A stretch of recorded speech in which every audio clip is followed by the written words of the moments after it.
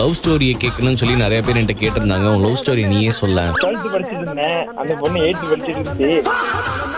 12th முடிக்கும் போது அந்த பொண்ணு எனக்கு ப்ரொபோஸ் பண்ணுச்சு. நான் ஓகே சொன்னேன். அவங்க சித்தப்பா எஸ்ஐ ஆகுது பாரு, கால் பண்ணி இந்த மாதிரி போக்ஸ் ஆக்ட் பண்ணி இருக்கு, உள்ள போடவா.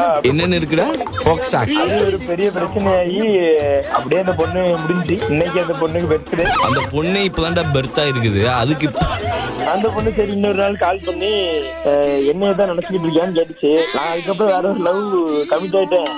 அந்த பொண்ணு என்னதான் நினைச்சுக்கிட்டு இருக்கியா அப்படின்னு சொல்லிச்சா.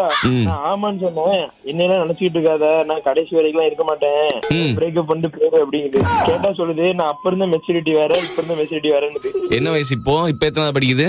லவ் பண்ணும்போது 13, இப்ப சொல்லும் போது 14.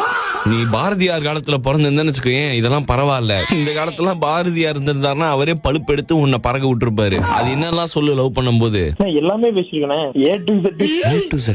7 மாசம் லவ் பண்ணிட்டு போனேன். எனக்கு தெரிஞ்ச அந்த பொண்ணு வேற ஏதோ பையனை லவ் பண்றது நினைக்கிறேன். டேய், அந்த பொண்ணு முதல்ல வயசுக்கு வந்ததா வரலையானே தெரியாம நீ இதெல்லாம் பண்ணது தப்பு தான்டா. 5 மாசத்துக்கு முன்னாடி தானே அவளுக்கு பியூபர்ட்டி ஃபங்க்ஷன். உனக்கு பிரேக்கப் ஆனதுக்கு அப்புறமா? ஆமாண்ணே.